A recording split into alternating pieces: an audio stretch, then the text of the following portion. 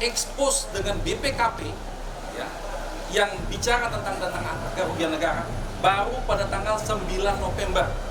Coba bayangkan, baru pada tanggal 9 November, tadi diakui dalam persidangan. Sedangkan penetapan tersangka 29 Oktober. Artinya orang dijadikan tersangka dulu, barulah terjadi pembicaraan dengan BPKP tentang melawan hukumnya, tentang kerugiannya, dan segala macam. Ini fatal sekali.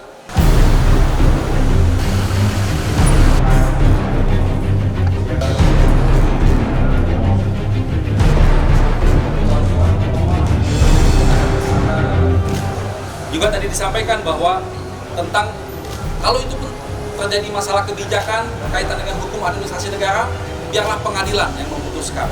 Itu juga bahaya itu dalam penegakan hukum. Artinya setiap kebijakan dari semua pejabat-pejabat, ketika ada keinginan dari para penegak hukum untuk memidanakan, bisa dipidanakan. Mengenai bebas atau tidaknya nanti biar pengadilan. Tapi kan orang sudah jadi tersangka dulu, orang sudah ditahan dulu. Itulah makanya KUHP mengatur secara rigid, secara jelas. Bahkan putusan MK sudah jelas-jelas memahami ini. Jadi ini satu kekeliruan yang sangat fatal menurut kami.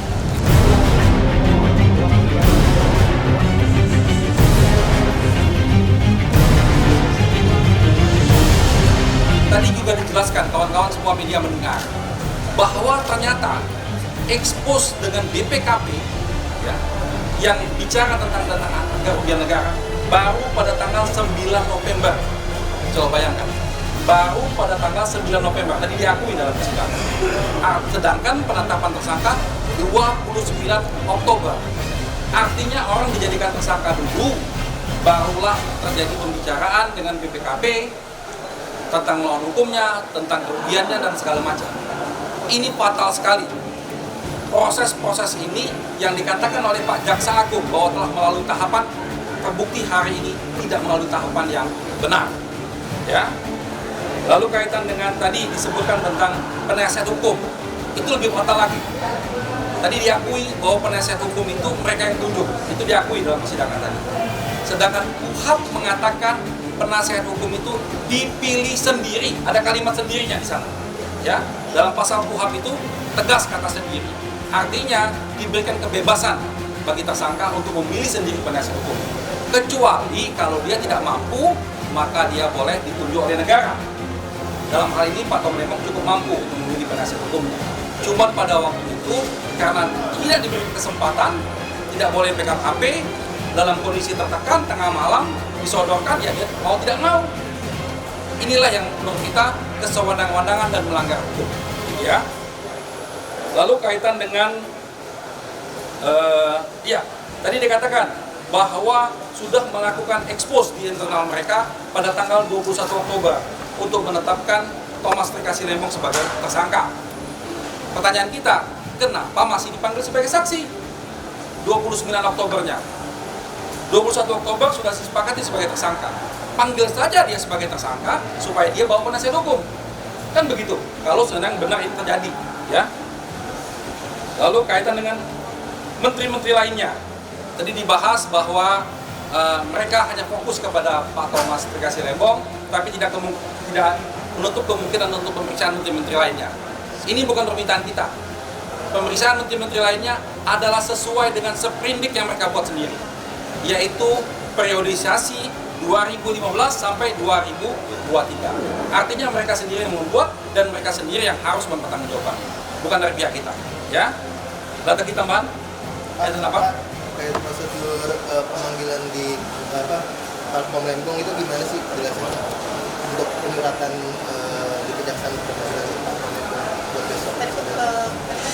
Oke, ya.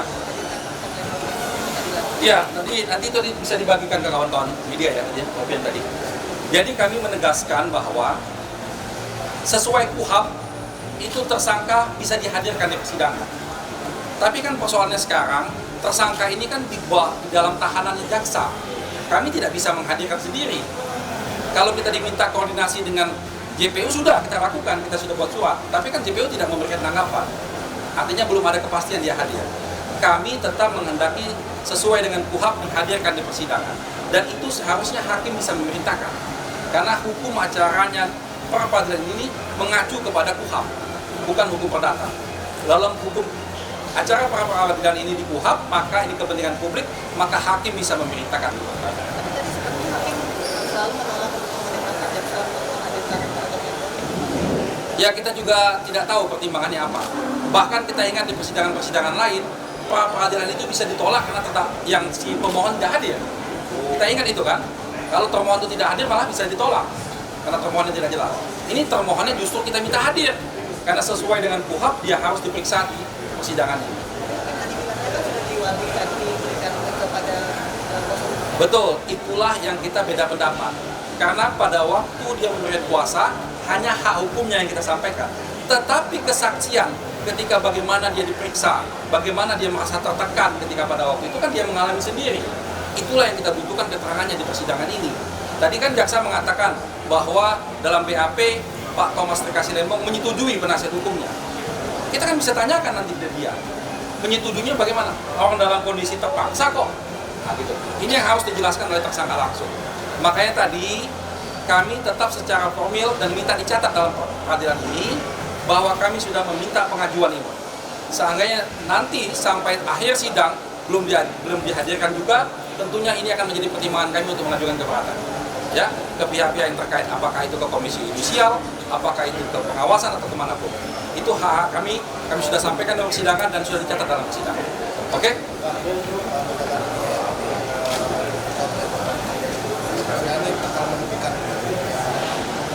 Ya kami merasa dirugikan karena sesuai dengan KUHP dapat dihadirkan.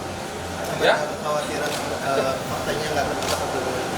Ya banyak hal yang harus disampaikan Pak Tom Lembong secara langsung yang perlu untuk disampaikan di sidang pra peradilan.